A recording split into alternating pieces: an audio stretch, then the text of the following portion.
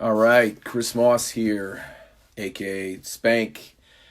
Divided Souls, 12-bit Soul. We're here for our very first IG Live this evening. Justin Myracks is going to be joining us very soon for this call tonight. But I want you to head over to 12bitsoul.com. We're going to be doing a raffle on Monday for 12-bit Soul Volume 3. It's one of the sound kits that we've got, and we're going to be giving it away. So make sure you head over there to enter your email address so we can get the raffle going on Monday, which would be Memorial Day, May 25th. So, yeah, we're ready to get rolling here very shortly. Like I said, shout out to everybody who's joining. It's always a pleasure. Shout out to Sarah, Brent, CB, Pat, all the 12-bit Soul camp that's out there. So thank you very much for that, joining in. A couple things, I guess. We've got a lot coming out this year as well. We've got some new projects coming via Kai. We've got some new projects coming via Native Instruments, so I want you to stay tuned for that. So, and like I said, fire away with any questions you have. For Justin Myracks, like I said, he's going to be joining us soon. Nothing grandiose tonight, as you can see behind me. I kind of laughed when I put up the my little setup. It almost felt like I was, taking a picture of my prom or something with this backdrop. So, but it's mild. Also, the shirt, as you see here, 12-bit Soul. Head over to 12bitsoul.com. We've got more colors over there. Sizes for ladies and men alike, so feel free to head on over there. Shout out to CB. Yes, Patrick Postawait, I see you. Sarah, hello. Always a pleasure, you guys. And so, let's see here. Definitely. Okay, yes, Sarah, thank you. And like I said, any questions, shoot them through. Let's see. I'm going to try to take care of any housekeeping things before we get in the call today. What else? Oh, be on the lookout for more sound kits via our site at 12bitsoul.com. So that's coming very soon. And folks, let's get ready for the man of the hour.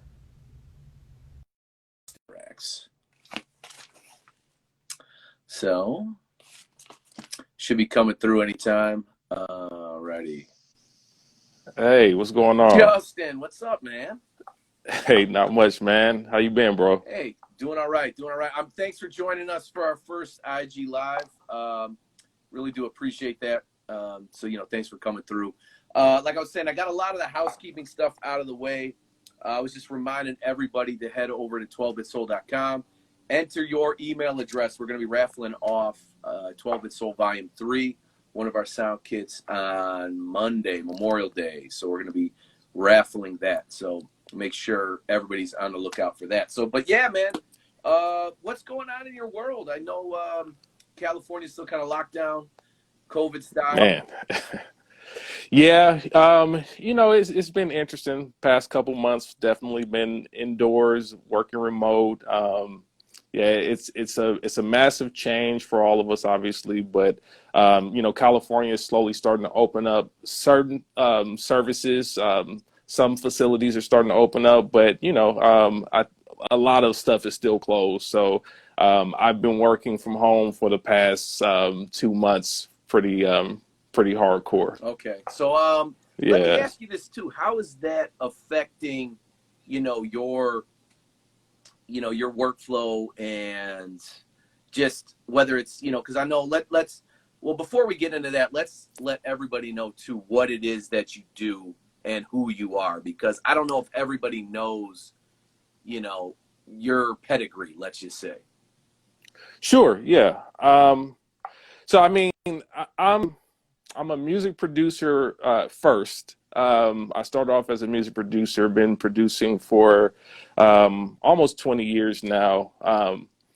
Got into sound design around 2004. So my first sound design work was with Yamaha, and I worked on several of their keyboards, like the Motif ES Rack, all the way to the Motif XF keyboard. So I did keyboard sounds, drum sounds. I did audio or built-in demos and things of that nature. So, when you get the hip hop demo inside of the Motif or something, they were me. Those are my demos. So I did that for a while, and then around 2009, I met with Native Instruments at One Stop Shop producer conference in Arizona. Nice. This was a conference. Yeah, this was the conference that Sean Money XL used to do. Sean Money from G Unit. He would bring out like legendary producers, and it would just be a great networking opportunity for everyone involved. So I met Native Instruments there, and just had a conversation with them about my sound design work.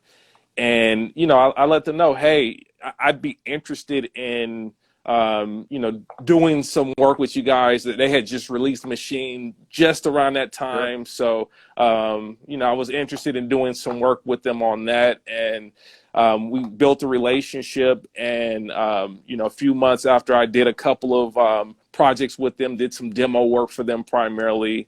And, they offered me a position to come on as a sound designer in their LA office. So 2009, I started with them. And, at Native, I did like quite a bit of content there. So, the first product I did was the George Duke Soul Treasures library for Contact. Right. Yeah, that was the first product, and that was an awesome project to work on because, George Duke was just an incredible human being, man. I learned so much working with him, and never forget that.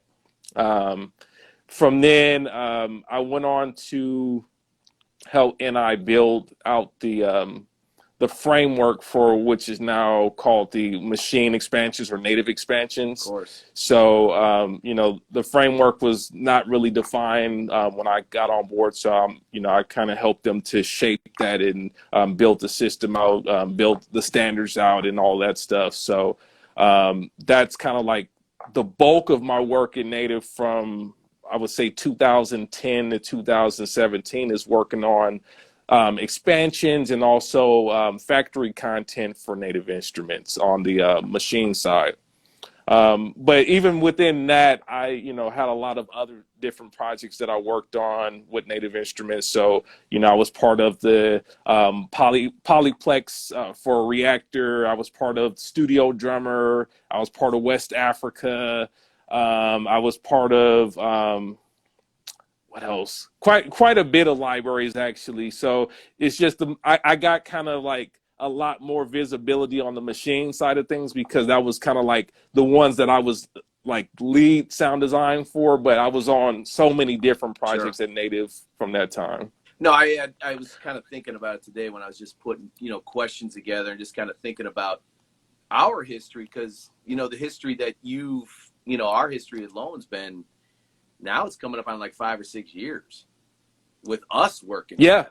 So, and I remember, absolutely. And I think what a lot of people don't realize too is when Headland Flow came out, that was a project that, you were anchoring for us, which kind of covered that. And I like the niche of that product because it covered that kind of 90s, early 2000s Southern hip hop, but it wasn't, it's definitely before just 808s and whatnot dominated the landscape.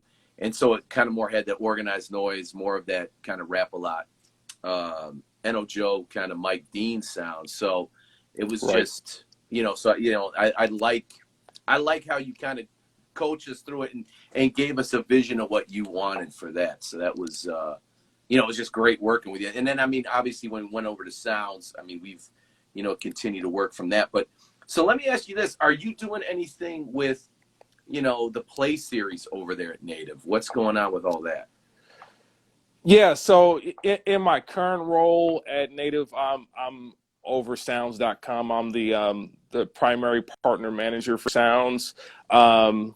Sounds is kind of like, in a way, it's kind of like a funnel for Native Instruments in terms of content suppliers and content developers. Right. So, we can definitely use sounds to figure out what types of content, what types of genres and things will work for other Native Instruments platforms. So I'm not working directly with the Play series at this point, but I'm definitely involved with the teams that are working with the artists and Right. other third parties that build these concepts out. So no, I mean that's the thing, because you always have seemed to have your hand in a lot of other endeavors. So you've talked about the Native Instruments, you talked about sounds. What about, you got to let people know about the personal stuff too, man. The other production work, you're kind of holding back a little bit, which is, it wouldn't be you if you didn't hold back a little bit. So why don't you tell people a little bit about your history as far as, producing, whether it's for, some of the artists you've done or some of the shows and networks and whatnot. Sure. I mean, on the production side, I one of the first projects that people started to know my sound from was my work with this artist named Clinton Wayne, and we were part of this early what I would consider the New West, the New West. So the New West was kind of like a collective of people really that were coming to the forefront after the late 90s, early 2000s scene of the legends. So you had a lot of new artists that were kind of trying to fight for some position there. And, this was around the time where you would start to see people like Bishop Lamont and Glasses Malone. And, there was a lot of other artists from the Bay Area that were coming up around that time. I was working with an artist named Clinton Wayne, and like one of the big sites that a lot of us were using to leverage and get the audience from was dubcnn.com at that time. Sure. So, dubcnn run by Nima, actually. Nima's over actually at Empire now. A lot of you guys probably know Nima from Empire, but he was head of dubcnn well before that time. So I've known Nima from Empire for a very long time. But anyhow, Nima helped me and Clint kind of get our first exposure as like West Coast musicians that were coming up. So from there, I worked with people like Daz Dillinger, absolutely, Second to None. Worked with artists like the Locksmith. So you may know Locksmith from the Bay Area. Super talented artist. But even outside of just the rappers and whatnot that I've worked with, I did a lot of film and television work. So I around 2007, I started working with a licensing company that got my music on a lot of networks like MTV, E, Bravo. So you probably heard my music on a number of like reality TV shows, but also even some movies like Good Hair by Chris Rock. So I had a couple tracks on that movie as well. So I've done a full gamut of production across the board. I'm also instrumental music producer myself. So I've been working on projects. I actually just released a single yesterday, actually. So you guys can check that out. It's on Spotify. It's on everywhere. It's New singles called Jolly Rancher Retreat. It's a very electronic, it's a very playful electronic music track that I did. I've been holding back for a while, and I decided, what, it's time to let some of this stuff go. So you guys can go check that out. It's I think you'll enjoy it if you like electronic music. It's got a funk element to it, so that's kind of like where I'm at with the music stuff right now. It's just working on my own stuff as well. But I got a couple other artists that I'm working on in the cut that will come out hopefully this year as well. Yeah, because I always know, when I hear your music, whether it's something you post or what have you, it still has that West Coast vibe in it. Like that soul is still in there. The groove is still in there, and that's, I think, something that a lot of the music. And I'm not trying to sound like that old curmudgeon guy.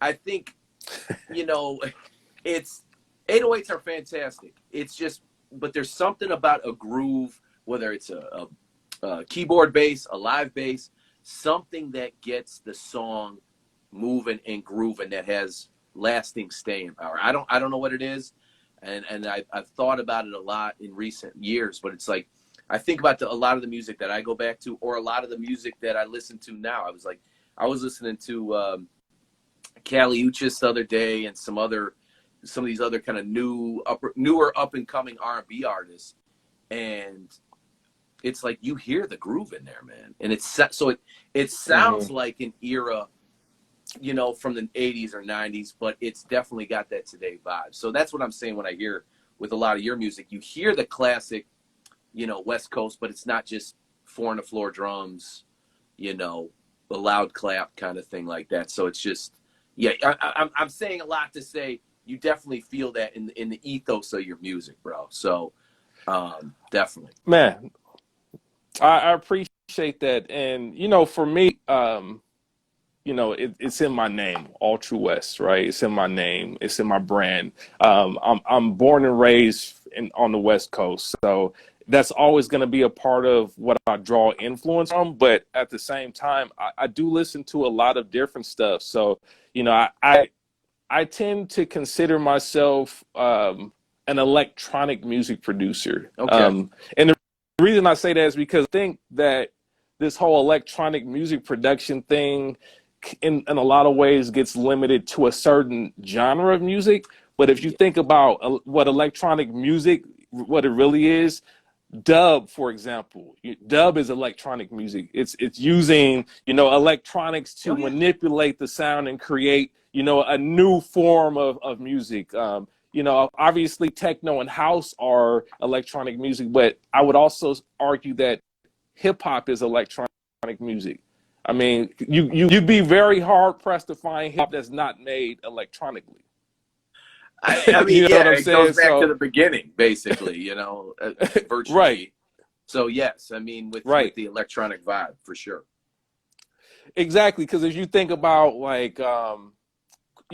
think about the influence of that Kraftwerk had on hip hop. Like Africa Bambaataa sampled Kraftwerk to make some of his big, right? Absolutely. So then, if you think about that, Kraftwerk is like at the top. They're at the forefront of electronic music to some people. And I would say, well, if hip hop drew from that to become part of the culture, then hip hop should be a part of the electronic music discussion as well. Well, it's funny you mention that, because guess what?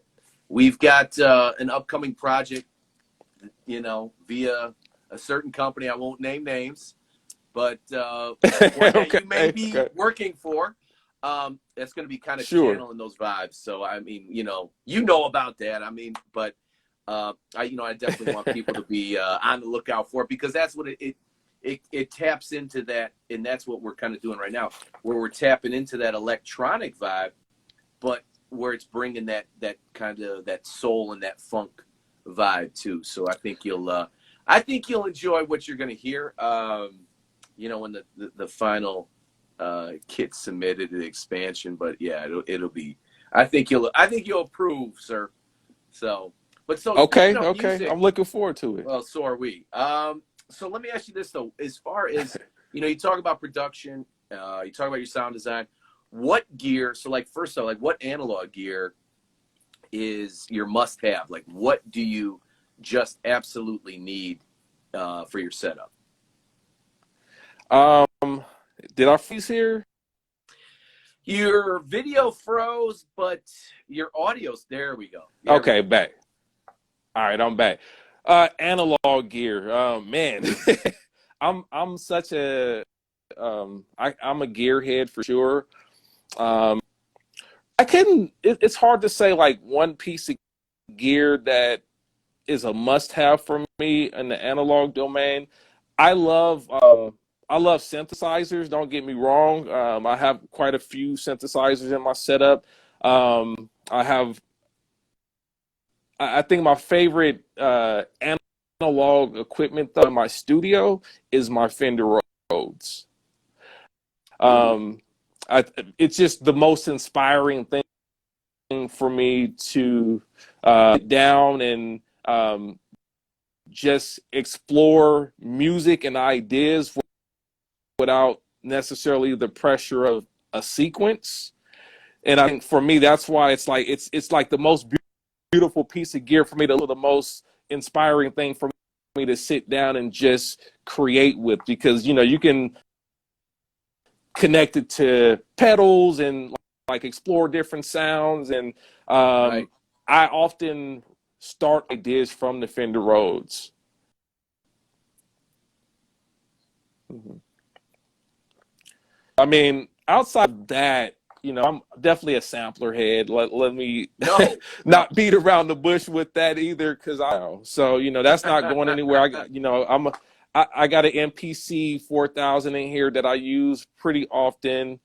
I've got a Kai Force in here as well that I just got into. I've been, even though I'm at instruments, I think most of us that in this sampling game for a while, you have to give it up to a Kai regardless, Yeah, for because sure. that's kind of like that's the foundation for most of us on the sampling side. But obviously I'm in a lot of other stuff, but like on the sampler side, the MPC 4000 is probably my favorite hardware. I won't call it analog because that's a whole different No, I know, whole and I don't different thing. want It's some not purist, analog right? really. Oh boy, yeah, yeah, yeah. So what Yeah. about, okay? So you talk about the hardware or analog gear. What about on the software side? What is it that you absolutely need going into the creation process? Um, Absolutely need on the I think that the biggest thing for me is having the ability to easily record audio tracks. Okay.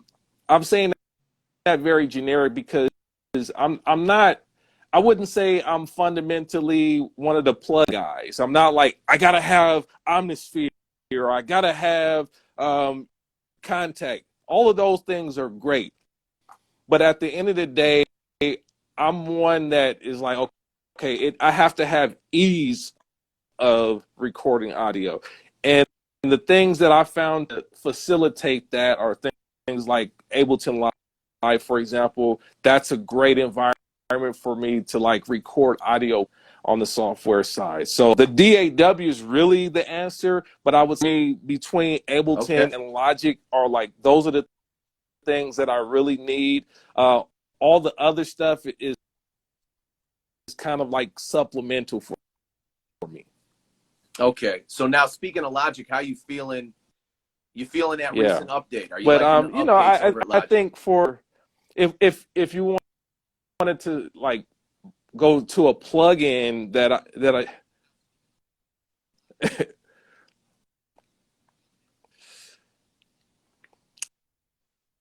man, No.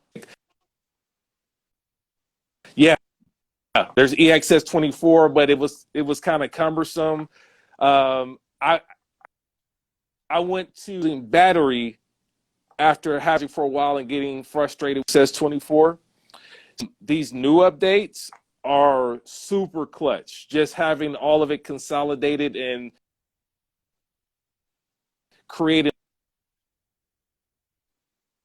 Yeah. Yeah. No question about it. I mean, it's just. I'm glad they finally came with it. I mean, it's probably several years overdue, but better late than never. As it always goes. So let me ask you this: as far as music For sure. technology, and you always have good foresight into where things are going, and definitely somebody in the know. What do you see on the horizon as far as kind of the next thing for music technology? What do you think?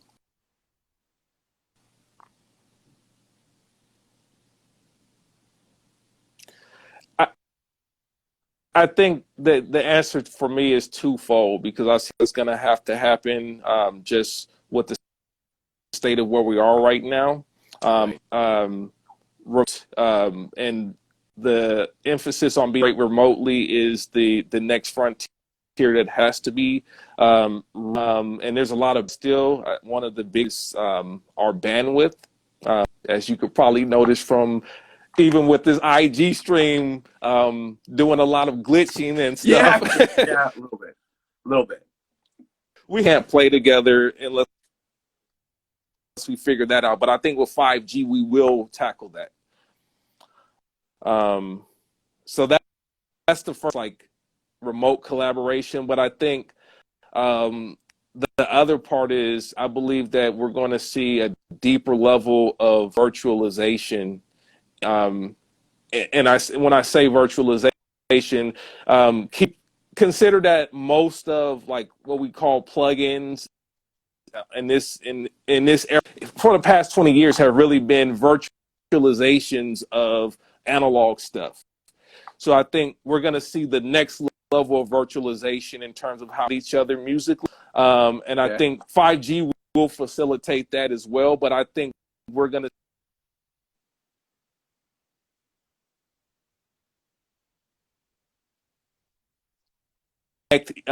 and even hardware into a virtual system that will allow us to collaborate and long term as well. Okay. I'm sure. On all that sounds like it's coming. Probably do a theater near us, sooner than we can imagine. So now let me ask you this too.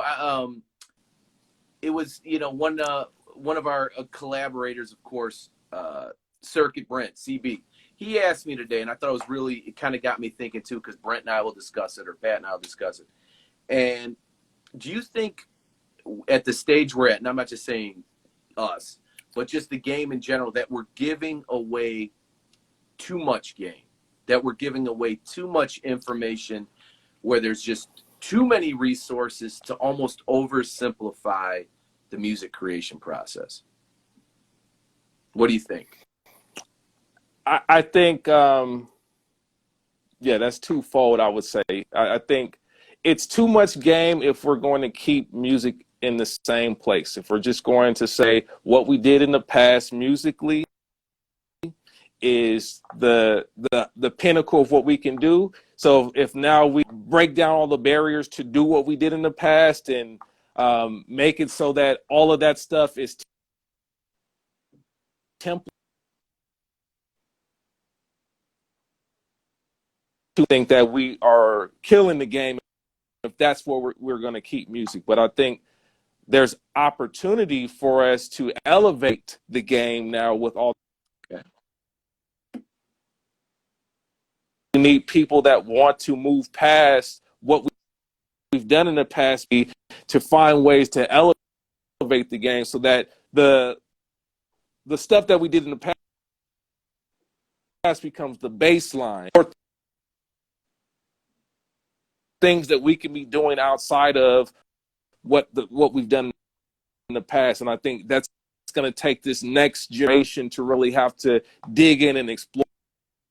It's like, okay, you got the basics now, and you got all this new technology. Master it and figure out things that it can do that it wasn't intended to do. Okay. Yeah. I mean, that's, because that'll ultimately push it forward. So, which is, I think what we're all looking forward to do. I think it's, and there's a lot of creativity out there. I think just a lot of the mass marketed stuff is kind of plateaued a little bit. And so I think it's time for kind of a jump start there for whatever the next thing after trap music might be. I don't know. What do you think? I guess it could be life after trap. Dare we do a documentary on that? But what do you think's coming after that? Because eventually that has to subside or evolve into something else. Life after trap. It's hard to say life after trap because I think part of the challenge now is that as music production becomes more and more accessible, it becomes more of a leisure sport for a lot of people. So you're going to see plenty of people continue to gravitate towards what's easiest for them to produce. So So because there's a lot of templates now, there's a lot of people giving up the way how to produce that. I think that we continue to see trap as a baseline for entry to music, but I feel like trendsetter. I think thinking about it in terms of genre is probably it's going to be an outdated way to think of it in the future, because I think it's going to be more about more about the disciplines that you're bringing into the fold. So it's going to be multidiscipline as opposed to a new genre. And I think the disciplines and the collaboration or the combination of disciplines are what's going to create the new genre. Look at you. Okay. All right. And see, that's what I always said. I can always count on an intelligent response to everything. Yeah. You know, I thought, I'm like, I don't know. Am I going to catch him off guard a little bit with this one? But I don't know why I'd ever think I'd catch you off guard with a question of that nature. But no, I mean, that's cool. But yeah, man, like I said, I want to let everyone know too, make sure you head over to the site, 12bitsoul.com. Enter your email address in. We're going to be raffling off 12-Bit Soul Volume 3 on Monday, which is Memorial Day, 5/25. But I guess on that note, Justin, any parting words before we wrap up this this maiden voyage of IG Live?